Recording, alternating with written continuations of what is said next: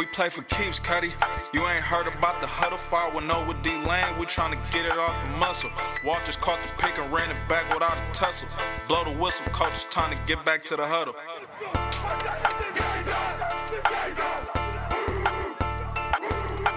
Welcome to the 510 Huddle. We back again, getting towards the end of the football season, well, at least for my team. But playoffs around the corner. How you doing today, D-Lane? Doing great, man. Ugly outside, but my Eagles still got a chance at the playoffs, so that's all that matters. Let's dive into it. Let's kick it off. Let's start off with the Raiders, man. I think one of the most embarrassing losses in franchise history, and it's not probably the most embarrassing loss in the Chiefs-Raiders rivalry from start to finish. Starting off with on the logo. This ain't high school. This ain't college football. This is the NFL. You don't do shit like that. That's immature. That's loser football. So I already knew they was gonna get their ass kicked when that happened. But the real question I had, I didn't actually watch the game. I watched the first quarter, and then I went about my day, spent my Sunday nicely. But I went back and rewatched part of the game, and that just had me thinking, what direction should the Raiders be in this offseason? And when I say direction, not what coach should they hire, what should they do with Carr, what should they do from top to bottom? Right? No way you can bring anyone with leadership back to this team.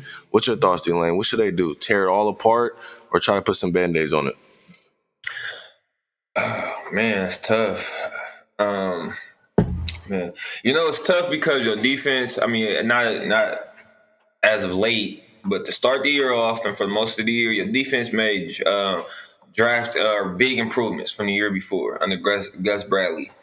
You guys do have some young pieces on both sides of the ball. Crosby, Morig, Abrams. On the offense, you got Jacobs, Waller. You got pieces to where if I'm the head man, it does make you sit back and ponder a little bit as far as, damn, should we take the rebuild route or the rehold, tear it down, restructure route and rebuild from the ground up? Or should we just go Band-Aid it? I'm really stuck in between the two now. I'm looking at, I feel like if you look at the Raiders roster, it'll make you even more, stuck, kind of contemplating on which direction to go.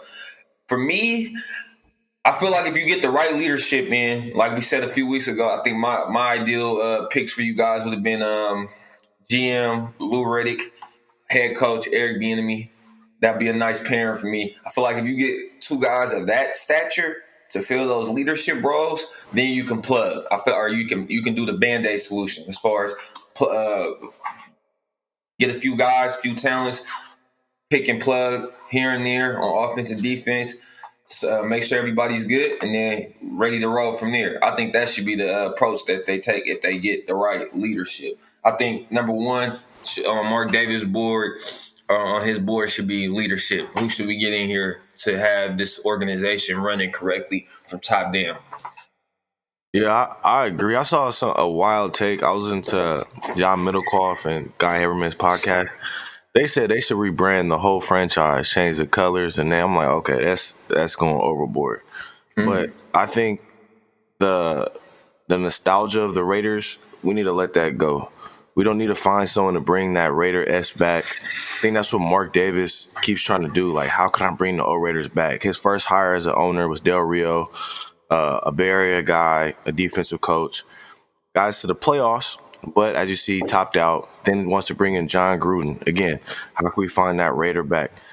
For a while, I was with you on Louis Riddick. I don't want another Raider in the building. Like, Louis, I think, is a good guy. But to me, I don't want another. I want a proven GM or a proven talent evaluator in the building. I don't want any other coaches that have connections to the Raiders or, love the Raiders and stuff. No. We need something fresh. Like I said, I think Eric Bieniemy, I think he would be a great leader because he can speak. He's a voice. Players will play for him. And then let him pick the GM. Let him pick who should be leading this, helping his roster out, right? He knows what a good GM looks like in Kansas City, and maybe we get one of Kansas City top guys. But I don't want. I was on the Louis Riddick page. I don't want any former Raiders in there. Let's leave that alone with some fresh and new, and have the Raiders franchise build something new in Vegas. And I know one thing I don't want to see when when I think about the rebuild, like you said, there's a lot of young talent and players that you want on that team. And I think the rebuild just starts at three positions: the GM, your head coach, your quarterback. And I just think those three things have to be changed this offseason for the Raiders to move any type of direction for the future. And I think that's what's going to happen. Wow. Well, I'm not gonna lie. I'm shocked. I'll say this last piece. Always pay attention to the former Raiders and what they're saying in the media. Like, for instance, Lincoln Kennedy is on the media for the Raiders.com, Charles Woodson. They're very close to Mark Davis, and they usually reflect how Mark Davis feels. If you notice in the past, when all the Derek Carr rumors came up, they always shot him down and so on. This past couple of weeks, they've been talking about moving on from Derek Carr. So once you see that, you know big changes are coming. Like I said, I'm shocked. I'm completely shocked you took that position, and I'm gonna tell you why. As far as rebranding, hell no, not a chance in hell. Rebranding, hell no, Zay. I'm gonna tell you why. I'm gonna shoot it to you quick. You a numbers guy. You love numbers. Can you tell me what was the most televised NFL game from this season? Cowboy Raider game. On Thanksgiving night, yes, sir. Most drew the highest NFL viewership since 1990. Zay, those are two brands that that's cemented in NFL history. Those colors, that colorway, the logo, you can't change it. You can't change it. I'm sorry, Zay, you just can't. One, so I'm not talking about changing the logo. I thought that was crazy. Colors and stuff. Okay. I just heard you say rebranding. I know you got the idea from. Oh, I know. I thought you said you got that from Middlecoff and them, where they was talking about it. Oh no, I was saying I thought that was wild and crazy. Not changing the colors. Yeah, extreme. Got you. I feel like that's a bit extreme. What they were saying was let's stop chasing that nostalgia from the past. Let's chase the future of the Raiders. And that nostalgia is hiring what you think a Raider coach is, or hiring a guy from the past, or a guy with connection to the Raiders. No, we need a new, fresh start. That's my point. Okay, before I throw another head coach suggestion out there to you and see how you like it, my what I wanted to ask you about the Raiders was the city, Vegas, because I always felt like from the jump, I feel like one of the worst things they did was put an NFL team in Vegas. Too many distractions, the Sin City, the whole nine. Does it feel like the city is tired of the Vegas Raiders already? Like with everything that's went on this season. From what's the corner's name, Arnett, to Henry Ruggs, like, is the community fed up, or do you just feel like that was the wrong place to cement your historic franchise? I thought it was the right place. I mean, you see the stadium, the money, the entertainment. I think it was a great business move, and plus, you couldn't build a stadium here in California for the price. Business move, but what about for your players' lifestyle, though, Zay? I just don't think that was a good idea. Then that means we shouldn't have teams in LA. That means we shouldn't have teams in Miami. That means we shouldn't have teams in Houston, or we shouldn't have teams in Atlanta or New York. Right? New York's open 24/7. Other cities is nicknamed Sin City. But go ahead, Zay. No, that's true. No, that is true. But I'm a big believer on this. It doesn't matter. I feel like I'm a person with good character. You can put me in any city in the world; it's not going to change me. And I think that goes the same for professional athletes.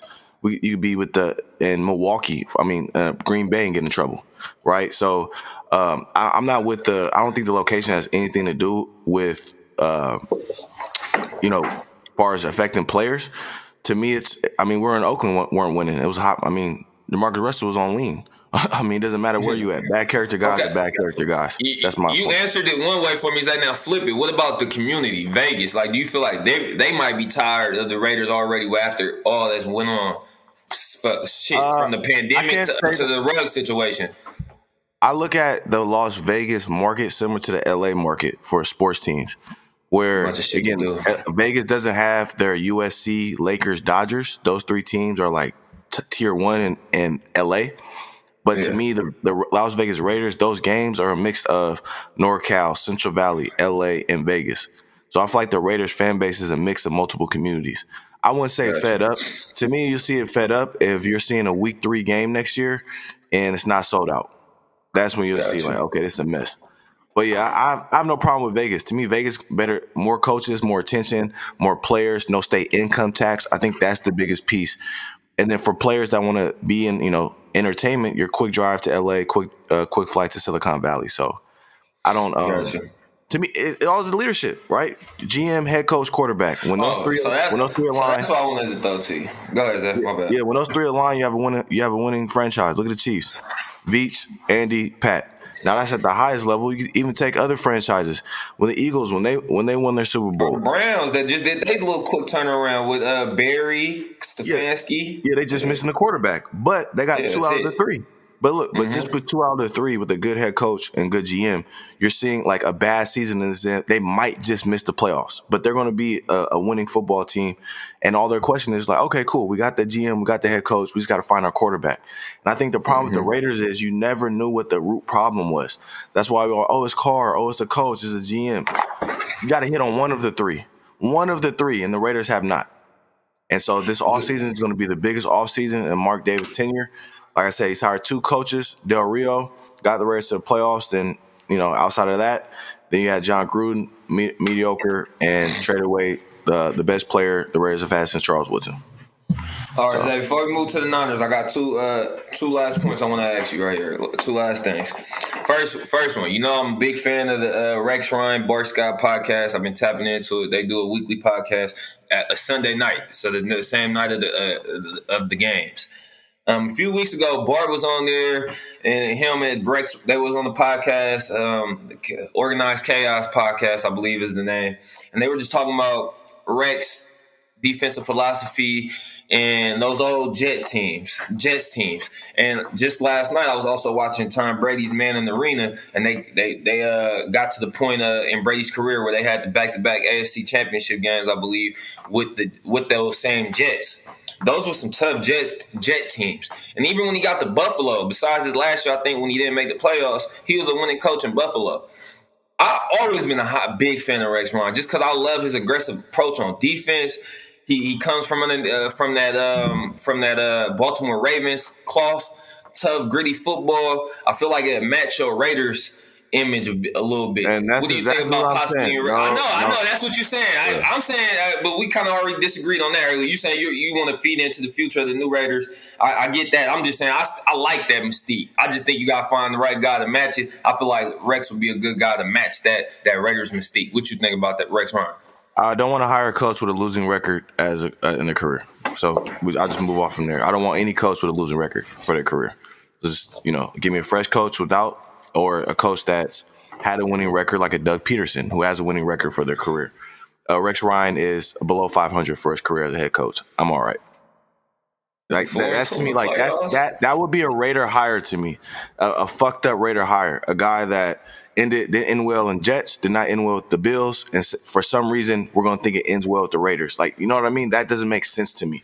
I think both franchises he won. I get that he does have a losing record, but just about 3-4 games. But he's 4-2 in the playoffs, and both of those franchises he never had a quarterback, and went to the AFC Championship with a fucking butt fumble Mark Sanchez. But all right. I think he could. Defensive guy, you just got to get the offense with him. That's the type of coach I would hire with a dynamic OC. You just got to hit on the quarterback because Rex gonna have your defense flying around and playing. I don't care what you said. that would be a god awful hire to me. That would be god awful. I mean, to me, why hasn't got any interviews the last 5 to 7 years? I don't think he's been putting himself implementing himself into like the coaching search. Same with like how Bill Cowher been for like the last 15, 20 years. He just didn't want to implement himself. But he retired. Yeah, and then every year they ask him, "Oh, are you going to put yourself in the ring for coaching?" How he say no. I think Rex just been on the media space. Yeah. Okay, so it's my. All right, go ahead, Zay. I have one more point for you. Go ahead. And my thing with the Bills, he was only there 2 seasons, and so it's like. I'm just not like, to me. I'll say this: hiring Rex Ryan, it's like hiring quarterback. It's like I'm saying it's like hiring Fangio, right? Like, cool, yeah. I want to win 8 to 10 games a year. Miss the playoffs, right? To me, that's dysfunction. That's just the same shit. Who's gonna come in that has a chance to be a top 10 NFL coach and coach for the Raiders for at least 7+ years? That's okay. So answer me this: do you want an offense or a defensive minded coach, or that it doesn't matter to you? Because if you want a defensive minded coach, it don't get no better than Rex Ryan. He top 5 still, retired or in the game. To me, I believe he's top 5. I don't want to be talking about Rex Ryan, the head coach, bro. Like, he hasn't coached in 7 years. So it's a John Gruden hire again, all over. Last season was 2016. Just saying, hey man, he's an So elite like, hey, I defensive mean, guy. that's what I'm saying. It's like, oh, John Gruden's offensive mind. Like, get these old heads out of here. He's 60 years old, hasn't coached. Like, I understand Rex like is a good. Hey, talk about football. You know, you're not a head coach anymore. It's the reason no one's interviewed you. I would say this for a defensive coach, right? There is the new hires, right? There is Brandon Staley and Mike Vrabel, right? And Brandon Staley's still his first year. We need to see what he does. But Mike Vrabel is the only defensive coach that's new that's winning. Every other coach that's a defensive And his coach. defense hasn't been that good since he's been there. Exactly. No, why? It's so hard to maintain the defense because defense, as you know, it's similar like being an NBA coach. Yeah, age quicker is like being an NBA coach. You could be the best coach in the NBA, but you don't have talent, doesn't matter.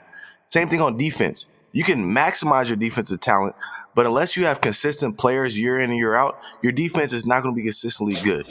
Now, if you look at the Titans, they've invested almost all their money on the offensive side of the ball, right? And then they draft young. They got Kevin Byard on the back end. So in the historic landscape of the NFL, it's very unlikely that you get a winning head coach on the defensive side of the ball, right? I'm looking at guys like Brian Leftwich, Eric Bieniemy, right? Those are two guys I really like. Doug Peterson. Those three guys would be top of my list going into this offseason. I want someone fresh, offensive mind, yes, because that means I'm not going to lose you. If you're really good at your job, some other team isn't going to hire you. I think I should go offensive mind regardless, though, because Bradley came in and turned around the defense. Yeah, that's what I'm saying. So start something fresh. We don't need anyone trying to find the mystique. No, we need someone that's going to come here and win. When you win, then you can find all the other cool nostalgia and all that other shit. Win. For 20 years, you haven't won. Worst winning percentage out of any team in the NFL since 2002. Yes, worse than the Lions. I don't care. But Rex, you have a losing record as a coach. No. I want someone fresh that's coaching right now. Right? If you haven't coached right now. Belichick had a losing record going to the Patriots from the Browns. You never know. Hey, you just never know. Rex Ryan at 60 is going to start winning? Come on now. Bill Belichick. Hey, I'm just saying. Bill started winning like in his 50s. He hadn't been in his 50s. I know Bill like 70-something in that Patriot dynasty, like 20-year run. That's like we can't compare Rex to the greatest coach ever. I'm not. I'm just fucking with you. Zay, before we go to the Niners, next point, I want to throw one last hypothetical at you because I just thought about it when we was talking about this team a second ago. If they move off their quarterback this offseason, both these teams, I feel like this would be a perfect landing spot for Derek Carr, especially if the Raiders move off him and if this other team move off their quarterback. The Cleveland Browns. Run game, head coach, GM, weapons. He just got to take care of the ball. And you got a defense. Do you not believe that? What do you think about that fit for Derek Carr? I think it's a good fit. The only bad thing for him, I think, would be the cold. He has a losing record in the cold weather, but that's between him and the Browns. But I think that's a great fit. I think the Browns, to me, a team that should be trying to trade for him, to me, are the Browns or the Saints. I think those two teams would fit perfect for him. Maybe the Saints even more to play in that dome. The Saints in that dome, yeah. That'll be perfect for Derek. And, I honestly, best situation, both are good coaches. And I think Derek will just consistently put up those Kirk Cousins numbers with those two teams. I think he'll have more consistent numbers. Now, something that he's going to have to fix with those teams, regardless, no one has turned the ball over more than him since 2014. So he has more turnovers than wins as a quarterback. So, again, that's stuff, it's year 8. I think he averages a fumble every 2 games. So stuff like that. But again, I think those would be great trade options, and they're both win-now teams. And I think Sean Payton, if he doesn't get a quarterback this offseason, he's going to want to go. And someone mentioned we haven't seen a coaching trade in a while, and that Sean Payton could be one of the first coaching trades. But that would be cool. I seen something that, him getting traded, but where would he be traded to? We haven't seen a coach trade in some years, like 10 plus years. Who was the last coach trade? I read an article. John Harbaugh was about to be when Jim Harbaugh, when he was with the Niners, they were about to trade him, and that was I remember that. Yeah, John Gruden trade. Was not Tony Dungy trade? There was another coach that was traded. I'm trying to see. Let me see. Who were traded? Bill Belichick from New York to New England. John Gruden and Herm Edwards from New York to the Kansas City. Yep. Yeah. Let's see. That's crazy. I forget Bill. I forgot NBA coach. I always thought Bill just quit the quit the Jets job. I didn't know he got traded there. I thought he quit the Jets job after taking it for like a day or two and just took the 1 day that of job. employment. Yeah, that's what it was. Got you. Oh, That's that's hilarious. crazy. Yep. So Simple yeah, for it's it. but this offseason is gonna be a sign for the Raiders overall. Carr moving, new GM, new head coach, and it's all Mark Davis not to fuck it up. So, and NFL, you can't change owners, you can't force them to sell. So Mark Davis is here to stick, and hopefully he makes the right decisions. I will say this: outside of his dad's down years before he passed away, I'll give him credit first. Del Rio, I thought was okay. That's a good coach. Won some playoff games with the Jags. John Gruden, we all thought that was going to be a good hire. A lot of people thought it could be okay. So I think at least with Mark Davis, I think he'll be aggressive with his hire. It won't be somebody out of left field. I think so. We'll see. You know Hopping what I into said? the Zay, go ahead. my bad. You know what? Where I think Davis went wrong at Mark Davis. Well, I mean, it's easy to say afterwards in hindsight now, but it was definitely the John Gruden. Because now I'm looking at your situation. You know who Del Rio reminded me of scenario situation wise, and how he like kind of brought you guys back to prosperity a little bit. It reminds me of Mark Jackson with the Curry Warriors before they won. Now the top of the organization, they was like, all right, what do we need to do to get to the next level? They was like, our offense got to get to the next level. Mark came in, got our defense right, instilled defensive principles with Draymond and crew that got us right, that led us throughout our championship run, our dynastic run. But when we brought Curry in, we went to the next level. I'm assuming, I'm sure that's what Mark Jackson or Mark Davis thought he was doing, bringing John Gruden in as far as, now we got to go to the next level. But I think that's where you guys went wrong at. Y'all should have found that coach that really just shoot y'all to the next level. Because, like you said, I like the Del Rio hire as well. He's a Bay Area native, Hayward cat, and he had y'all at least respectable when y'all was winning Yep. a little bit. So yeah, I definitely like that pick. I just feel like that's where Mark Davis went wrong at. No, that's a really good thought. I never thought about that. That's a really good analysis. And yeah, Mark Davis thinking like, let me bring Del Rio in, get the ship running, establish some culture and some principles, have it respectable. Okay, now John Gruden, again, at the time hiring John Gruden, everyone was like, oh, this is an exciting hire, right? He was Monday night. He had other coaching offers as well at the time. That's why the Raiders had to give him crazy money, right? They had to outbid the other teams. And so I think that's a good thing. And he probably thought, all right, we're going to take this offense, Derek Carr to the next level. And now it didn't work. Now with that thought process of Mark Davis, maybe he's going to, okay, I need a proven NFL coach or a proven offensive mind right now. And maybe that's his thinking after the John Gruden situation didn't work. And so we're going to see. But that's good analysis how Mark Davis probably thought that through. Yeah. Let's hop on to the Niners. The Niners are pretty much a playoff lock at 7-6 with the 6th seed.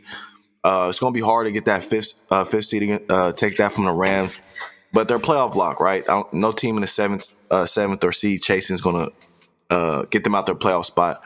But it had me thinking, watching their best win of the season against the Bengals, a really good game.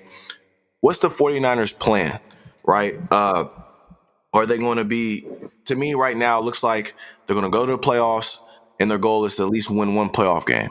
But if you do that, that'll be the second time you've been able to do that with a healthy Jimmy G. What do you bring him back next year, D-Lane? What's the plan? Yeah, I think we kind of talked about it last week, and I said if Jimmy had got this team to the playoffs, Getting interesting. especially if he won the playoff game, I told you, given the fact that Trey Lance doesn't have a bunch of quarterback experience under his belt, especially at the highest level, I was okay with them bringing Jimmy back. Me personally, just because, okay, we're winning. We're right there. We're in contention. And another reason why is mainly because this NFL season is wide open as it's been in, I can't think, in like last 5 or 6 years, Like, it's been a while since, like, dominoes at the top of the seed on both sides, or at the top seed on both sides of the conference have just failed routinely week to week. Like, I haven't seen that in a while, in a few seasons, like I have this season. So I believe it's wide open. And like we say, it's just like March Madness. You just got to punch your ticket into the dance, the playoffs. And, hey, anybody can go on a roll and win. We ain't seen the Giants do it twice with Eli's Giants. We ain't seen what's my guy named A-Rod do it with his Super Bowl run with the Packers. I didn't see teams rip off 3 straight, all on the road and get to the Super Bowl. We ain't seen it done before. And I actually believe the Niners have a winning formula to do that. Run the game, or a dynamic run game that will roll on you. You got a dynamic playmaker on the outside, and Debo, and he can play in the backfield a little bit. You got the best tight end, if not the second best tight end, Kittle, and you got a pretty good defense, especially when they're healthy, and a real nice front four. I feel like that can stop the run and get out the quarterback. I believe that can help. That's a winning recipe. Especially if you punch your ticket into this dance. And I feel like it's open season from there. So if they get in the playoffs, they win a playoff game, I say bring Jimmy back. If they don't get in the playoffs, or if they don't win a playoff game, it's more 50-50. I will be okay with them just taking the young buck and moving forward. I was thinking about this for a minute. To me, that would be one of the worst situations that happen in the 49ers if they bring Jimmy back. And I'll say this. One, they'll be admitting that Trey Lance isn't who they thought that he was. That means that Jimmy Garoppolo is so much better than him as a quarterback that you wasted the number 3 overall pick and 2 other first-round picks on a quarterback. So that would be the first thing. The second thing is that means you're willing to eat $20 million in cap space that you could use, maybe to get more DBs, shore up the O-line, little things like that, right? I think the 49ers would be a poor man's version or extremely poor man version of the Packers. They tried to bet on Aaron Rodgers declining, right? They thought he was going to take that Big Ben decline. He said, "Fuck no, I'm still here. We're going to get into MVP in a minute." And they drafted Jordan Love. And I've seen Jordan Love play 1 game. This is year 3. He's not it, all right? We know that, okay? And so I think the 49ers will be admitting Trey Lance is not the option. And outside the Packers didn't trade away picks for Jordan Love. They drafted him at the end of the first round. So it's just, hey, they missed on the end of the first round pick. You can miss it in the first round. But missing the 3rd overall pick and trading that amount of draft capital, and on top of it, you could have stayed put and still had a Mac Jones or Justin Fields. Or you could have had a Micah Parsons or Patrick Surtain in that same slot. You hell if you said Micah, fool. Micah, my fault, Micah. You good. Micah Parsons, who's a generational talent this year, right? Mm-hmm. So those are guys they didn't want because they wanted Trey Lance. Kyle Shanahan, I'm drawing all these plays for Trey Lance. So I just don't see how this solution can help the 49ers long term. And this will be the second. Jimmy still missed games this year. So he still only has 1 season under his belt being fully healthy. And the season's not over. Again, I'm not wishing injury on no man. Hope he stays healthy. But this is the first season. He's only stayed healthy for 1 season in his career, right? And we have to remember, to me, this is still, I want to see how the season ends because they've only beaten 2 teams with winning record. You're going to go the whole season. I'm looking at their schedule. Outside of the Rams left, they're only playing 1 more team with the winning record. So that means they'll finish the season and 3 wins will come against a team with the winning record. So this is, to me, feels just like kind of the Steelers of last year, except the Steelers won all their games against losing teams. And you were telling me all year Steelers aren't for real, as with round 1. So I feel like the Niners will be in that middle pack no man's land if they don't move off Jimmy G and start the Trey Lance era. And if they don't move off Jimmy G, that means Trey Lance isn't the guy and it's disaster because they don't have first-round picks coming up. But I think you have to – I'm just confused on what Kyle Shanahan's goal was. Or maybe he mismanaged his team because, they're 7-6. They're going to make the playoffs. But, if they're in the AFC at sitting at 7-6, we're not applauding them right now. On top of it, you have the best front 7 in football. So this team is loaded with talent outside of DBs. You say they don't have corners. They have safeties. They just don't have corners. So the only weakness on the entire football team you have is not corners. You're at 7-6. So just a little concerning. I think the Niners are a playoff lock. The goal should be to win a playoff game, trade Jimmy for max value, and start the Trey Lance era. That to me, that's what the goal should be. But reports saying that's not going to happen if he wins a playoff game. So, But I'll say this: I'll give my credit to Kyle Shanahan for winning. That was the best win he's had since his playoff run in 2019. On the road, OT against a loaded Bengals squad with elite talent at wideout. And Jimmy G had his best drive of the season in OT. So I want to give his credit. There you go. last piece on the Niners question for you, D-Lane. Let's say the Niners finish 9-8, like right 9-8, or to go into the playoffs. Does Kyle Shanahan need to win? So if he wins out, he'll be at 500. Sorry, he'll be a game below 500 for his coaching career. If Kyle He wins out this season, right, wins out. Gotcha. If he doesn't, one game below 500. Yeah, he'll go into next year still with a losing record. Gotcha. Does Kyle Shanahan making the playoffs, squeaking into the playoffs this year, change your opinion on him at all, or do you think he's? Because to me, it's underwhelming. You're not maximizing your team by sneaking into playoffs with this loaded talent on your roster. But does it change the opinion on him as a head coach, or does he still need to have more consecutive seasons?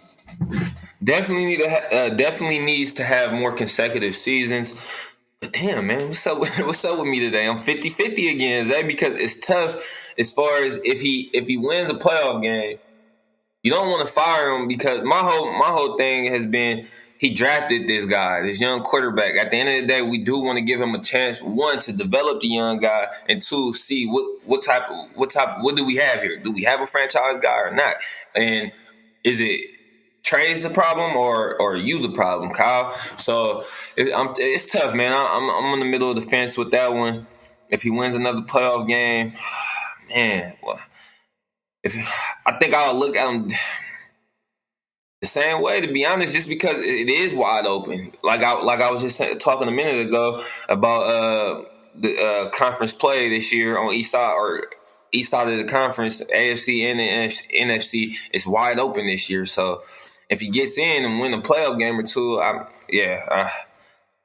and wins out, I would still feel the same way about him. I'll probably feel the same way about him. He has to win more moving forward for me. I will say though, whenever you punch your ticket, this is like we said before, this isn't the NBA. Got 82 games. Whenever you punch your ticket into the playoff dance for the NFL, regardless if it's a wild card, 4th, 5th, 6th seed, like I said earlier, when you've seen wild card bottom seeds go on runs and win the playoff or Super Bowls, it doesn't matter. So if he gets in, you do always got to tip your hat if a guy gets into the NFL playoffs.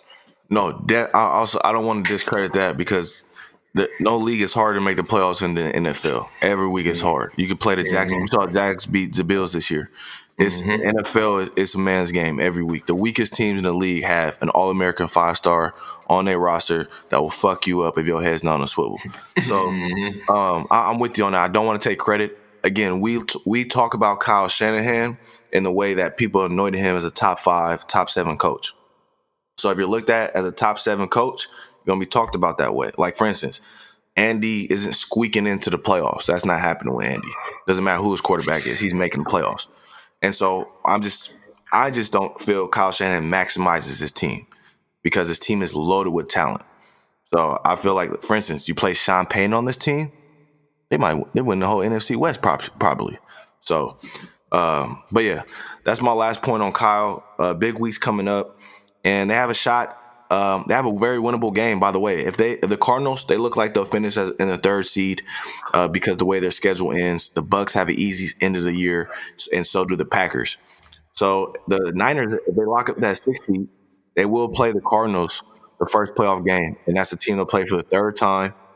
Now the Cardinals have been beating their ass. They've won 3 out of the last 4 going back to last year. They won week 1 when the whole Niner team was healthy last year. So I think it's be a tough game, but you have a chance to play a divisional opponent that you know well and could win. And then, then you're playing Green Bay or Tampa. So I think, like you said, anything can happen. But for Kyle Shanahan needs to know who's going to be a quarterback with future going into next year. Let's hop into a couple more topics. Question that we're talking about for the pod: which QBs would take the biggest step next year out of his rookie class to you? Oh, man. So I think coming into the season, Zach Wilson was my favorite talent-wise. I would say this isn't my pick, but I definitely like the progression of Fields. Even though he's been hurt, he showed me flashes here and there. You know what? I'm going to go with Fields, because I've seen flashes of big playmaker from him. Same way I've seen a little bit of it towards the end of his college career when I started watching him a little bit. if they get the right coach in there next season for him, we all know Bears play pretty good defense year in and year out. I just believe he could take a drastic step moving forward next season because he has big playability. When we've seen flashes of it this year, especially when he's healthy, we get a healthy Justin Fields in year 2 next season with a offensive minded coach or just a better head coach. I think he could do some damage next year. I'm gonna go with Justin Fields. I like that pick 'cause I think he took the biggest jumps game over game with the coach that's not going to be back. A lot of chaos, terrible O-line. Exactly. I like that Justin Fields. I'm going to be, I guess it could be a wild card. I was going to say Justin Fields as well, but I was debating the second guy. I'm going to just say Trevor Lawrence. And the reason being, I think he's going to have a new head coach next year. And again, this is going to be, I guess, another mini rebuild. But I think just having a coach that knows how to coach in the NFL, knows how to call plays, run the offense. They have talent on that team with James Robinson, Chenault, forgot the other receiver. Chark, Chark Jr. Now he's been beat up a little bit this year. Marvin Jones. So they had talent on the offense. It's just not the right coaching. I think with the right coach in year 2, the talent of Trevor Lawrence, I think he'll take a huge jump next year. Now let me flip the question: who might regress next year? Regress or stay the same? Because remember, if you're staying the same, that's regressing. I actually kind of got 2. I got 2, and then one is your guy you just named, Trevor Lawrence, for one of the reasons you just named. I believe he will have a new head coach. That's never good when you got those type of inconsistencies from up top in your leadership position, especially when you got a young quarterback. So I believe he'll stay the same. And I'm also go with the guy that I like the most talent wise coming into the draft. I'm gonna go with Zach Wilson. I believe he either regresses or stays the same as well. You think Trevor Lawrence stays the same, you said? I believe he stays the same because he will have a new head coach, a new system, and everything he has to learn next season. I think my pick's going to be Zach Wilson for staying the same. I think I missed completely. I just don't see it. See a lie. I just see a... Be honest. Hey, I told you before they drafted him, and like my brother JP, he's a Giants fan, so he's pissed off on the pick. I don't see nothing different. Like I actually see flashes. I actually see more flashes of big playmaker in him than I did in Sam Darnold's tenure while he was there with the Jets. But I swear to God, Zach, watch this season and then go watch the season. Go watch Darnold's time with the Jets. This shit don't look much different. Why? Because there's no talent around him. There's no talent around him. The last year, I believe it was the Jets. This year, I don't know if it's either the Jets or the Jags who has the worst amount of accumulated talent on their team. They just don't have that much talent. They're making Robert Saleh look like a terrible coach, and me and you were both very high on him, even though we said when he took the job, give him a few years to turn it around. We knew that, but I love the eye in the sky. Once I saw Mike White play, I'm like, why does the offense look different with the first time ever starting quarterback that was not a top pick? They had no tape on him. The next week he came out, he didn't do the same shit. 400 yards is 400-something yards. And so to me, it's like, Wilson, I just need one game, right? You can show me one game where my talent is going to be on display today. I just need to see one of those. I saw one of those from Justin this year. I saw one from Trevor. I mean, Trey Lance only played one game. So Trevor and Wilson are the only 2 guys where I didn't see a game. Like, you know what? There's something there, right? I don't care, right? We seen Sam Darnold with the Panthers. He just ain't it. You can have DJ Moore, CJ McCaff, Robbie, and it just ain't it, right? Now, with Wilson, I don't even think he knows how to play the position. To me, I don't care about the wild plays. Can you just play the position? Mac Jones knows how to play the position, right? And he doesn't have the physical tools. To me, Wilson can make a flashy throw, but it had zero ability to play the quarterback position. Seeing all the dumb turnovers, he has some of the worst plays this year out of all the rookie quarterbacks. Now, to your point, they don't have a lot of talent, but I need to see in one game or at least a half a quarter, Wilson's on fire, something, and I don't think he has it. So we're going to see going into next year with hopefully more talent.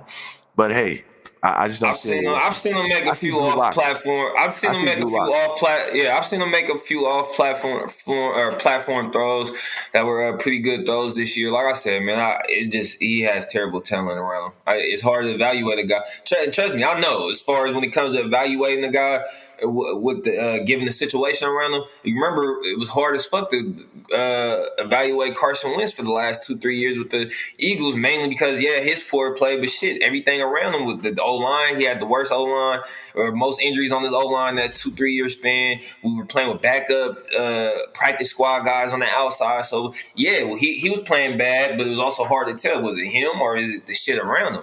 So I don't know, man. I don't know. I just feel like the young guys in the effed up situation doesn't have much talent around him. Zach Wilson. But so Carson Wentz but he had one terrible season. That's the thing. We saw it before his rookie year, right? And now with the coach, we're seeing what Carson Wentz is. He's a 12 to 15 level quarterback. They're 7-6 with the Colts. I'm not. And Carson Wentz has more physical tools than Wilson. He's bigger and stronger. And so and he started more games in college. So I'm out on Wilson. I thought his ability to throw the football was top tier, but it's more than 7-on-7 and highlight throws in the NFL. Can you dump it off? Can you move in the pocket? Can you throw guys open? Can you anticipate throws? Not just stay in the pocket, run in circles, throw it up, right? That's Johnny Football. That's Drew Lock. And he got a lot of those tendencies. Patrick Mahomes can play with inside the offense. And I think we need to stop searching for the next Patrick Mahomes and search for another good quarterback. There's only one. Got you. So I just think that Pat Mahomes comp or people just seeing a live arm, it's different from playing quarterback, or you're gonna draft a bunch of Drew Locks, Johnny Manziels. Here we go. We're just talking about him, but should Urban Meyer? I was just texting you like we've been talking about him. Go ahead. Here we talk about real question: fire him now or wait till the season? Wait. Just wait. Yes. 4 weeks left. Yeah, to me, I think coaches can start getting interviewed. They saw the last 2 weeks. So fire him after Christmas so you can get that head coach to start going. Is that crazy? Next point real quick. Who's your MVP and defensive MVP? MVP. That's a good one. Might go...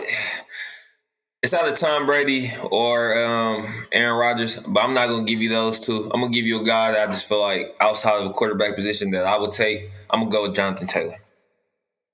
For MVP. And then for defense MVP, man, it's hard to go against that young guy. Jonathan Taylor is having one of the best seasons ever for a running back in NFL history. I'm just saying in today's game, it's a passing league. Nobody expected his team to be where they're at. He got the Colts in the playoffs right now. He's been running. They're a run team first. Oh, they're 7-6. I mean, one of the weakest divisions. It's not. I think he's having a really good season. A really good season for a running or for a passing team, for a passing league. But I'll say this: he's only in the top conversation because Derrick Henry got hurt. Like Derrick Henry.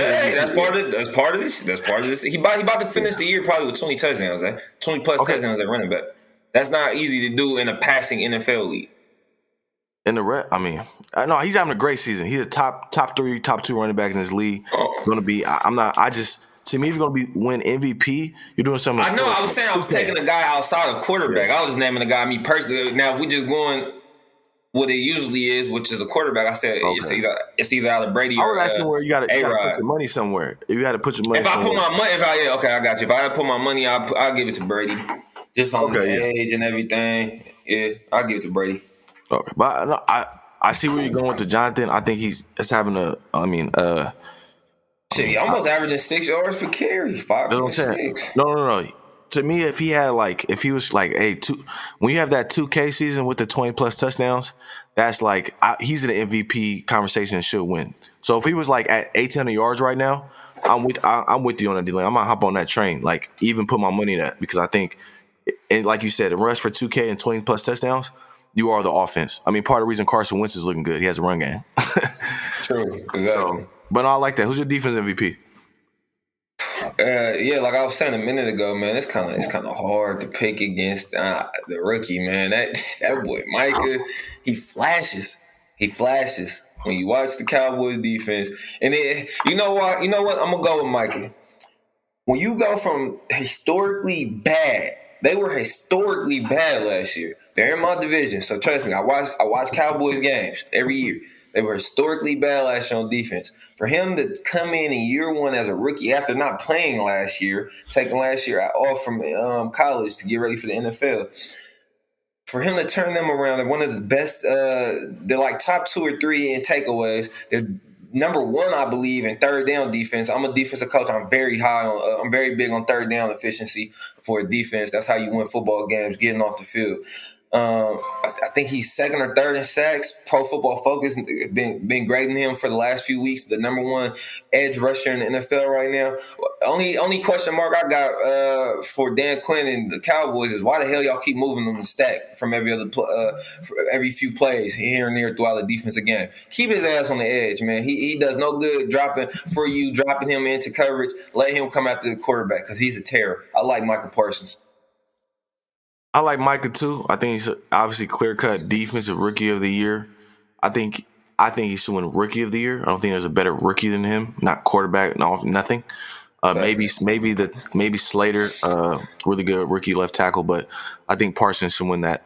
Now, defensive player of the year, I was thinking back, I was like, yeah, Parsons, but then I had to take a step back, and to me, it's TJ Watt. To have 16 sacks in 11 games. I repeat, 16 sacks, leads the NFL in 11 games.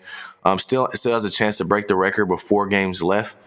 And he only played a quarter of one of those 11 he played. So it's really been in 10 games in one quarter, he's gotten 16 sacks. So I'm taking TJ Watt for my defensive player of the year because I think he'll get in the high 20s. Mika's having a crazy year. I mean, he has 12 and a half sacks. And leads the league in tackles for a loss. He's a menace, a terror. I think next year, Mika's going to win his defensive player of the year, and because I think he's going to start the year off playing that Leo pass rusher. Remember, he started the year off playing inside backer, then moved him around. Then they was like, okay, no, you're a legit pass rusher, so they leave him standing up on the edge. So I think next year he'll have more sacks and more TFLs from playing off the edge.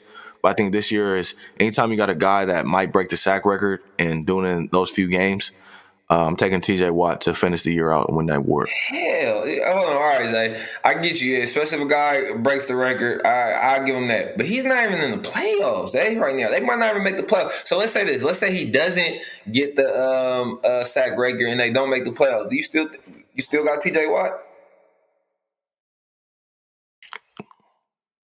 Sack record's 22 sacks. So if he has 21 sacks and misses the playoffs, what you think? 21 sacks. The last person to get 20-plus sack was Michael Strahan at the Super Bowl in 2009. That's the year he broke the record. So you got a guy one short of a sack record that hasn't been altered in a decade plus. What you think? And they make the playoffs, or I'm taking a rookie that damn near got double-digit sacks in his rookie season after taking last year off, playing for a historically bad defense the year before. I gotta go with Mike. I keep forgetting how bad the defense was the year before. Then I sat back and thought about that when I seen the script this morning and seen that question. And I was like, man, you got. And I'm not big on giving rookies shit like that, like right away. Like I'm big on resume. Want to see you do it for a while. But when you look at how bad that Cowboys defense was the year before, and for the turnaround that they have right now, and for them to be 9-4, cemented in the playoffs. Mainly because of him, he's damn near pushing to be the face of the franchise in front of Dak because of how bad Dak's been playing the last few weeks. I don't know. Man. Cowboys still second in the league in points. Let's not forget that. They're second in NFL in points. Let's not forget that. You have points per game or giving up points? No, the offense is second in NFL in points per game. They've been struggling though the last few weeks, and Dak been struggling though too the last few weeks. They struggled versus Washington. They had to come back versus Washington. Their offense is so much humming. A bad week for them is when they score 28. So no, you're right. Like, yeah, their struggle is 28 points instead of 30 plus. But to me, since the Steelers will finish with a winning record, I think because they're in the AFC, that winning record will put them not in the playoffs. But I'm taking TJ. If you get 20 plus sacks, no player has done that since Michael Strahan. Like, there's been rookies getting double-digit sacks before. Not saying what Mika's doing isn't impressive. I think Mika, should be second, right behind him. But TJ Watt leads the league in forced fumbles for pass rushers, and leads the league in sacks, and it's tied for tackles for a loss. To me, in 11 games. I I got you. And love I it. think you just kind of stuck on the individual part of it, which is fine because it is an individual award. But you also got to look at it in the context of, well, how does this individual player, is he the most valuable player on his defense? And how does he affect his defense? Like I said, that Well, defense was question. historically bad the year before. The Steelers defense, he was in conversation last year, TJ Watt, and the defense was better last year, and they were better as a team last year. Now we fast forward a year before, and he got a few numbers are a little bit better, but the team is worse, and they might not even make it to the playoffs. I got to go with the historically bad defense with the rookie. I'm sorry, I got to today. So that means, so like for instance, like if when Calvin Johnson had broke the record, he shouldn't have won an award that year because the offense wasn't good, even though he broke Jerry Rice's record. No, he should have won an award that year because his offense was so bad, and he went historically dumb. He went dumb that year. Well, I just feel like his defense isn't bad. He can't help that Ben Roethlisberger is playing quarterback, and Micah Parsons has Dak Prescott, Zeke, Pollard, Amari Cooper, CeeDee Lamb, and Galloway. Like, and an offensive coach in Kellen Moore. But also you have to remember the Cowboys defense is not just Micah. I swear there's some dude on their team that leads the league in interceptions. I keep forgetting his name. Oh, Trayvon Diggs. Hey, trust me, because I know I'm a defensive back, Zay. Defensive backs are married to the front seven. If your pass rush ain't getting there, that coverage don't mean shit. Why did Diggs have so many picks last year too?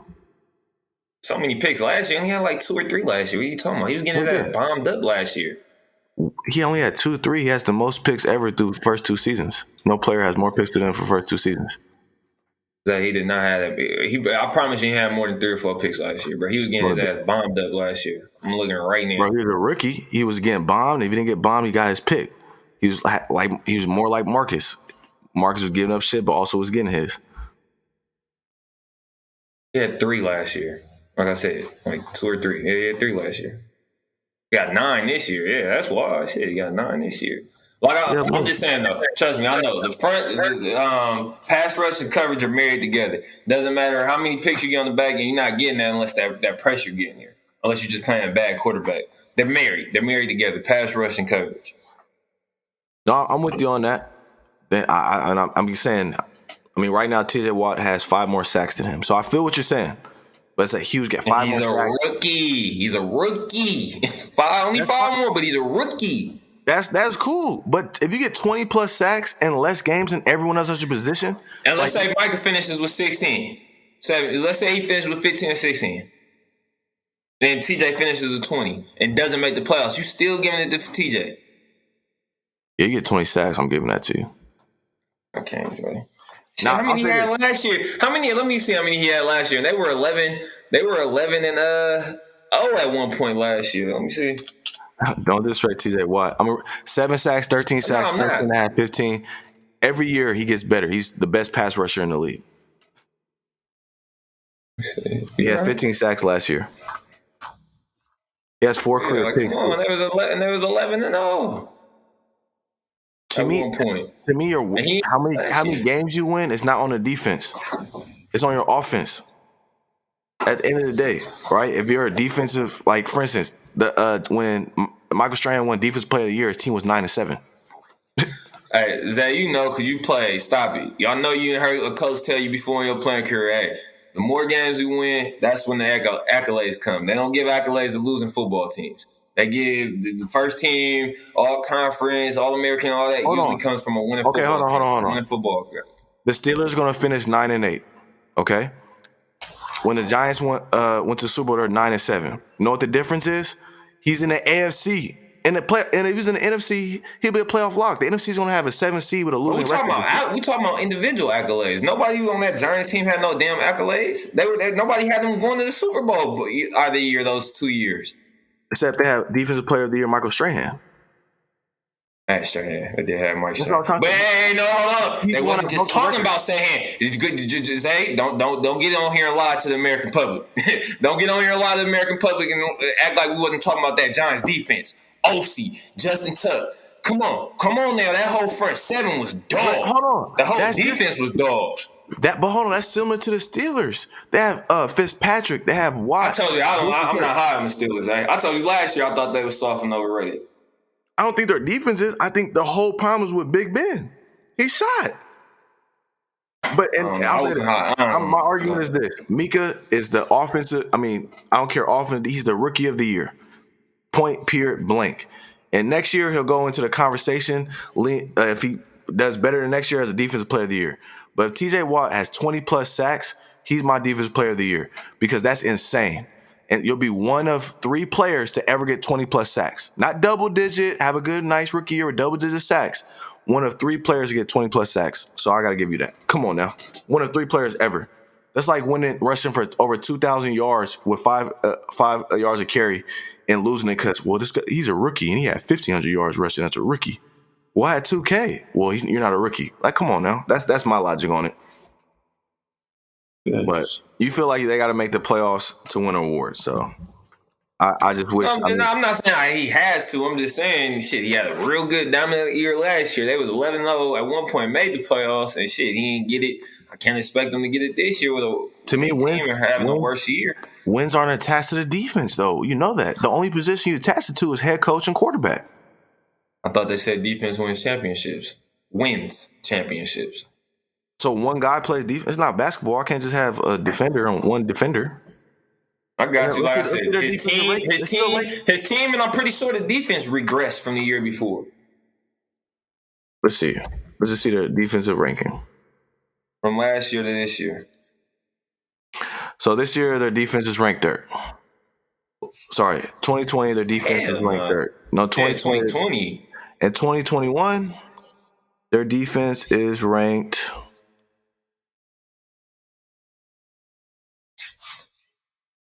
Let's see.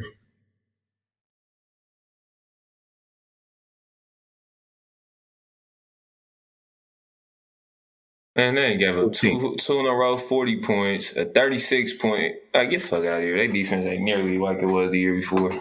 Why would you do this stat? This will not go off. I'll go points per game. First, I got points per game. They're 13th in points per game. Middle of the pack.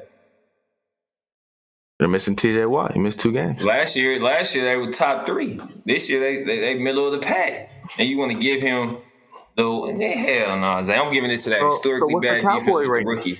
But the Cowboys aren't a top 5 defense this year. It don't matter. They can be middle of the pack. They were historically bad. Are you not understanding the word I'm saying? You're tying completely the turnover, the Cowboys defense to Parsons. The whole turnover to Parsons. I'm not saying not the new DC. Yes. Wait. Yes. They had Mike Nolan. They have the very same pieces on defense. All they plugged in was a generational talent in Michael Parsons. That is it.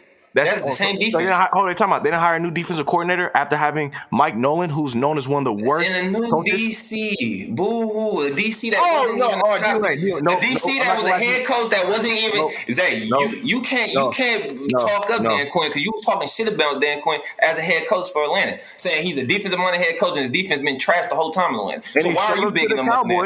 And he showed up to the Cowboys. They generational talent. And do you see what the generational talent does for you? Diggs took another step after the rookie year. Randall Gregory's back, who has 8 sacks this year. Let's not forget that. He has DeMarcus Lawrence, who's also a 10 double-digit sack guy. Hold on, that's the problem with the defense last year. Why Mike Nolan got fired? There's talent on his defense, and we shouldn't be ranked 30th. It's been DeMarcus Lawrence been there. Randy Gregory been there for the last 3-4 years. All those guys he's out the league. Been there. He's out the league last year. He's out the league last year. No, he was back last year. He was suspended, I think, halfway, but the year before that, he was suspended. He been there the last 2 seasons. Those same players, that is the same defense. All they did was drop in a generation. When you have a generational talent, that's what that does. That's what it does. It does that turnaround. It helps Trevon Diggs take the next step, get more picks because I got pressure up front now. Now we don't have to double team D-Law. They got to slide the protection to Michael Parsons. Michael Parsons has got the most sacks this year out of all the top edge rushers without having to be double teamed. Why? Because he has Randy Gregory on the other side. Because he has D-Law on the other side. I'm telling you, the impact of this young man on this defense has been supreme. It's been out this world. That defense was historically bad last year. They gave up. They had a game last year. They almost gave up 400 rushing yards. Parsons, he's a defensive player of the year because you know what? He's a rookie. He's doesn't matter. He had a new DC. He's the reason his DC's good. He's the reason Diggs has 9 picks. So he should give those picks to Parsons. You deserve all those picks because your picks, Parsons, not Diggs. You deserve the credit for Randy Gregory having a career high in sacks, even though he started 0 games last year. Our Pete right here started 0 games last year. So he deserves every credit for every stat on that team. Shout out to Parsons, TJ Watt. It doesn't matter what you do this year. You're not winning it, even though only 3 players in history have gotten 20 sacks. You'll be one of those guys and you'll still lose it because. However, there were few positives to take away from the 2020 historic bad season for the Dallas Cowboys. But one was the return of Randy Gregory after missing the entire 2019 season from an indefinite suspension. I told you he was back last year and playing. I remember. He played. He didn't start a game. He was a third round. Yeah, because I got D-Law. So what? And he still came back and had. He played in 10. He only played in 10 games. He's played. They had Robert Quinn last year, I believe, on the other side. They had a 3-man rotation. For the most part, every NFL team on the edge, you got to have a 2-3-man rotation. This is the first year that Randy Gregory has started more than 1 game. His whole entire career from 2015 to 2021, prior to 2021, he started 1 game. So that's all I'm saying. Randy Gregory finally is not on that shit and started 8 games this year. He started 1 game, 0 games in 2020. He played in 10. Did not start a game. Started 1 game in 2018. Did not play 2019. So my whole point was Randy Gregory's healthy and starting almost every game this year. That's it. Didn't start a game last year. Only played 10 games, and he still had 3.5 sacks with a forced fumble last year. I'll take that. That ain't bad for him. And 8 games started. He had 6. And now you see him next year. And see what he's doing. We'll see what he's doing with the generational talent. All I'm saying is, I don't think you taking into account how bad they were the year before. Regardless, he's not starting this year. He only been starting this year because D-Law been hurt. If D-Law wasn't hurt, then it would have been D-Law and Micah. But Greg would have been rotating in like he did last year. D-Law been hurt. Are you forgetting? D-Law been hurt for more than half this year. No, I know. I'm just saying the Cowboys have defensive talent and they got a new defensive coach. That's all. And I'm saying they had defensive talent last year. I say the mixture of Parsons and a new defensive coach, and then Diggs not being a rookie anymore. Remember, you get better year over year. So year 2 Diggs is a fucking monster. Here we are today. So you got to remember, I've watched 4 full games of the Cowboys. The last game I watched a weak ass Raider team put 33 points on them. So that's why, again, I saw Parsons. He didn't really disrupt that game with. We have the worst graded O-line, worst graded right tackle this year. So I didn't see him. He didn't get a sack the Raiders game. That was part of it. I think he did get a sack the Raiders game. I remember watching that game. Didn't he make Derek Carr fumble? Hold on, let me see. He a rookie. He's a rookie. The swing he made Derek Carr. I'm not taking an award away from a guy that got 20 sacks. If he breaks the rookie sack number, maybe then. But he's not even on pace to break the rookie sack number. Yeah, 2 TFLs and a sack. 5 QB hits that game. Zach, get the fuck out of here. He was dominating y'all O-line. I remember that game. It was the Thanksgiving night game. How'd he get 33 points then? Oh, now I thought what happened to what you just said a minute ago. No, D-Lane, I'm taking your argument. No, D-Lane, your argument. I thought that's what you just said. Now you want to put the whole defense on. No, D-Lane, your argument is this, that your defense has to be a top defense. And I'm going to keep my award. Right? No, so it don't have to be a top defense. I'm saying it has to make drastic change from the year before. That's what I said. So the award isn't based off your. So that means it's for an individual player for that year. How valuable are you to your defense? And did y'all improve? They improved. He's the most valuable player on that defense. It's that simple. But they're not a top 10 defense. So you get an award for being middle of the pack. That's like Derek Carr when you are historically bad the year before. Zay, are you not hearing me? They almost gave up a 400-yard rushing game last year. I don't think you remember how bad that Cowboys defense was last year. They were terrible. And then you keep trying to get credit to Dan Quinn when you said Dan Quinn wasn't. I'm taking a guy that's going to get 20 sacks. I'm taking a guy that's going to get 20 sacks. And all I'm saying, you keep bringing up Dan Quinn like that guy was a hot shot as a head coach and defense coordinator. He's night and day better than Mike Nolan. He's 9 days better than Mike Nolan. And you're juicing him up while he's bringing some sophisticated defense. He runs cover 3. Get the fuck back. Stop. He runs cover 3. He runs bland vanilla defense.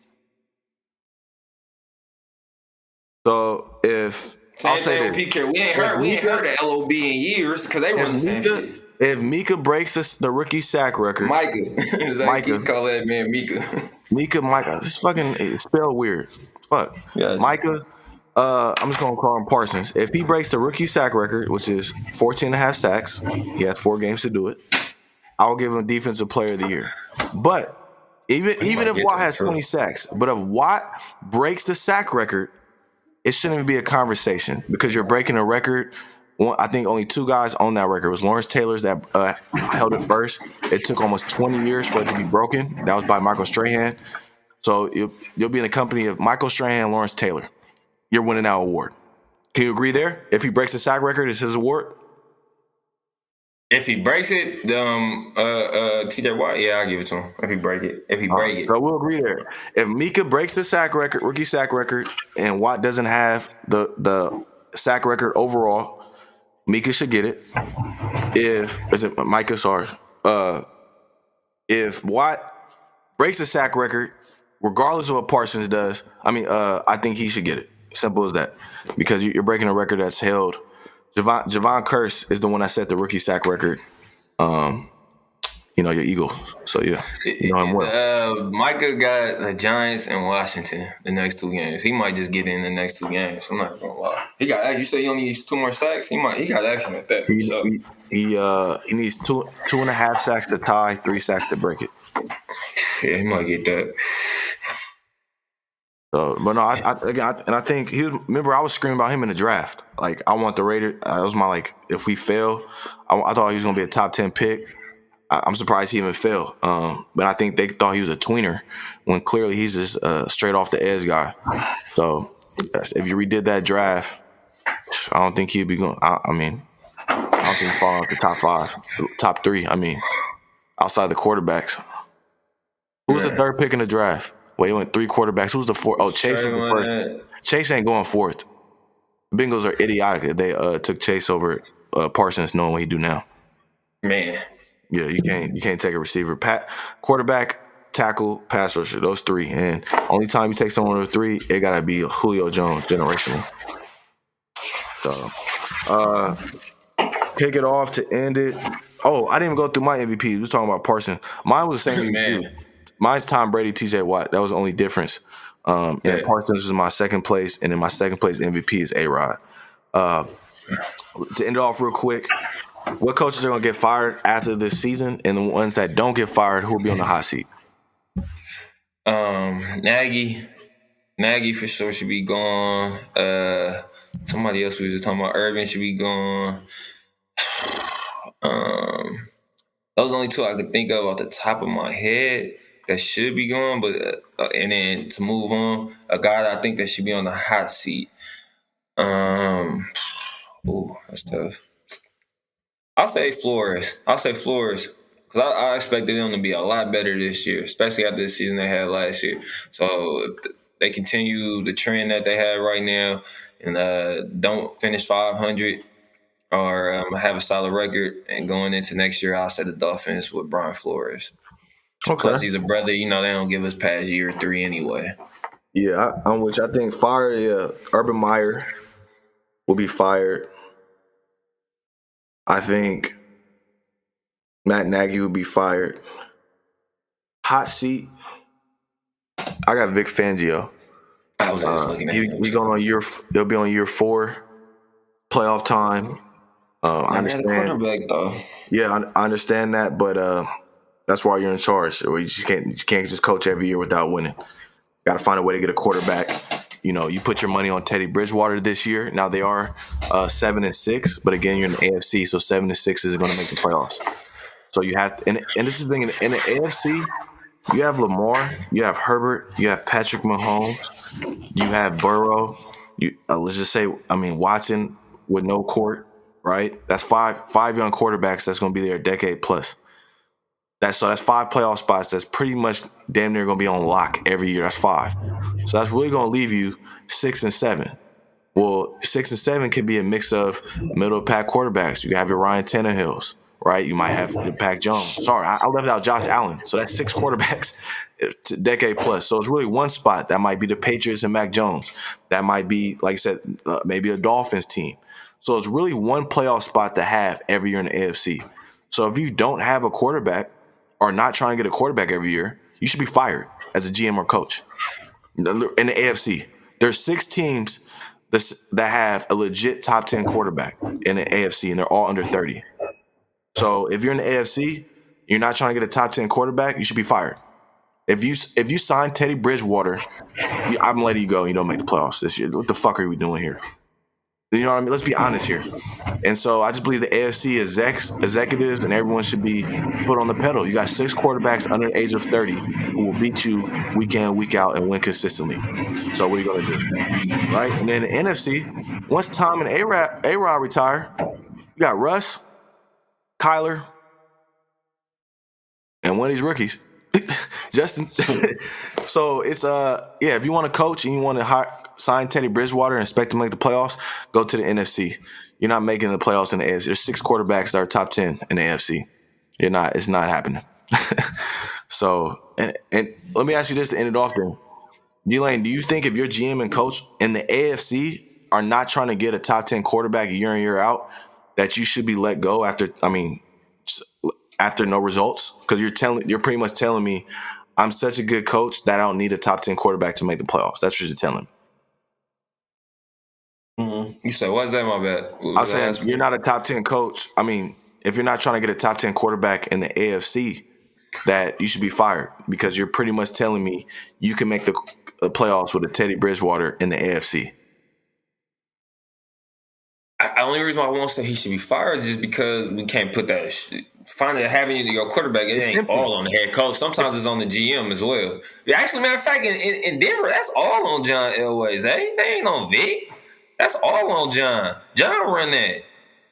This was all you ain't gonna give John I'm saying you ain't gonna give John no blame here for the quarterback shit show that the Denver Broncos are in. Oh, because he stepped down from GM last year. He ain't the GM no more. He ain't making decisions. That's why. He's the president. Yeah, they got a new GM. Remember, John Elway demoted / promoted himself. He made himself president. So now he's no longer GM. They got this young guy in there now. He's still running shit though. You know that. No, literally it came out. I mean, he ain't picking the players. He literally came out and said that. Okay. Yeah. So and John like to have fun. He a drinker, all type of stuff. He was like, "Look, the GM role, it's hard to find a quarterback. Hey, you do it, bro. I'll step back and I'll just be in. If we need a new head coach, I'll help with that. But I ain't picking players no more." And so, again, you have to win. We're just going 5, 6, 7 seasons without making the playoffs, and it's okay to be a head coach still. I mean, when has that ever been okay in the NFL? I mean, unless and Marvin Lewis only stayed around because he made the playoffs every year and lost. So you can make the playoffs and lose and be there for a while, but you can't not make the playoffs. Yeah, so punch a ticket. I also want to say on the hot seat, I got a surprise name. I think I don't know. I wouldn't say this is a surprise, but I think a coach that could be on the hot seat next year. I know you mentioned Brian Flores, but to me, this might be a surprise to people.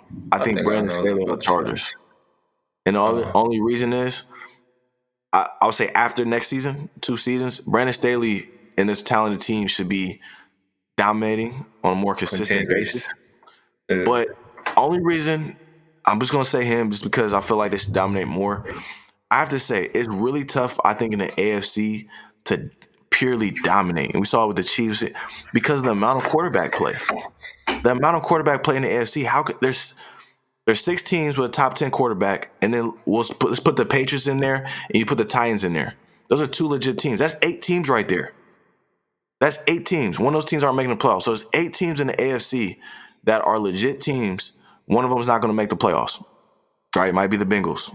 It might be the Bills.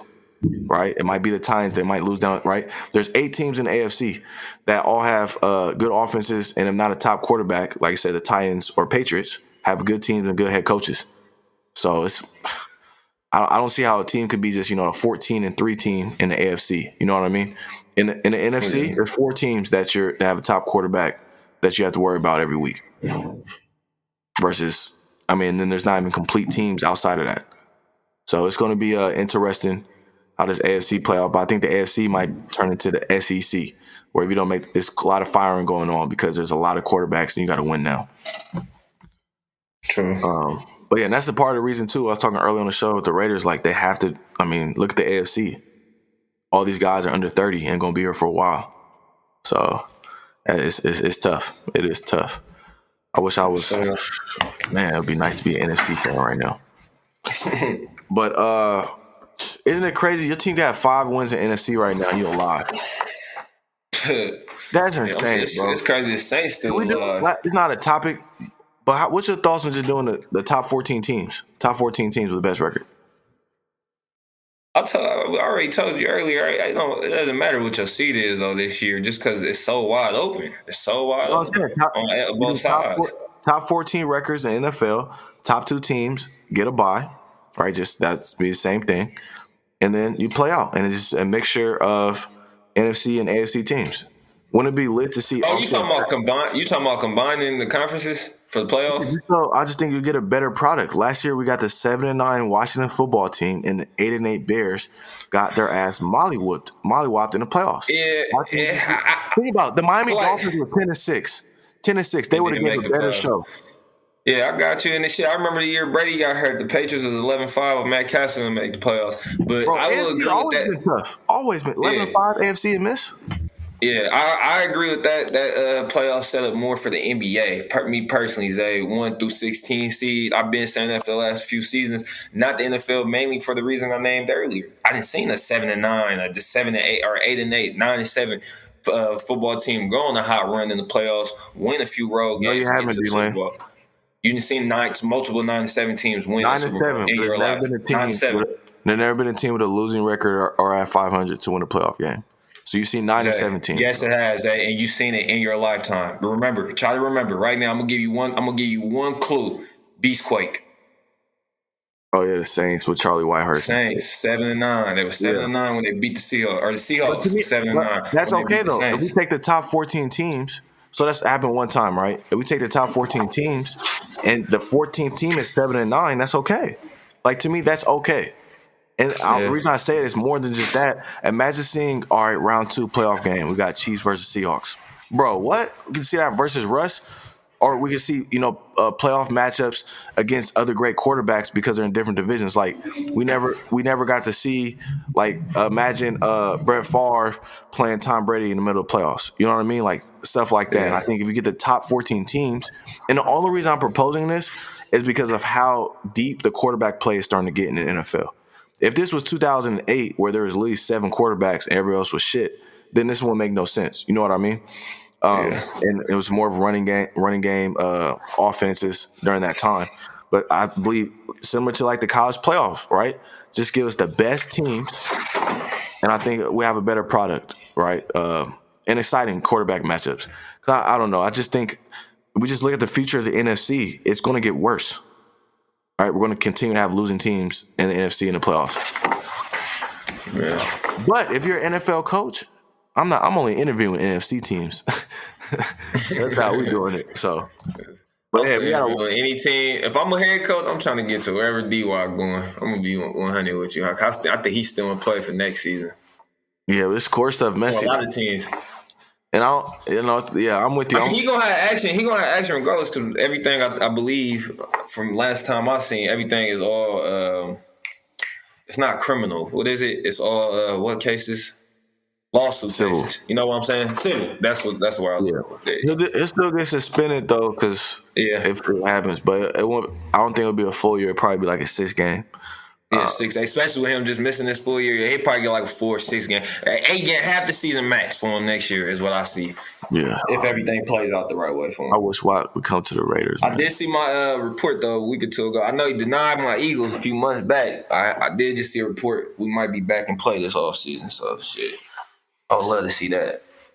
Yeah, because I know you out on Jalen Hurts, so we're gonna see. But all right, man, that's all I got. We got one pod today, so man, good one for him. Yes, sir. All right, y'all.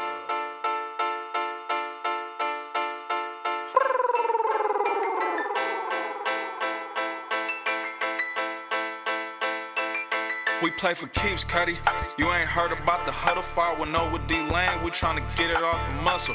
Walters caught the pick and ran it back without a tussle. Blow the whistle, coach is trying to get back to the huddle.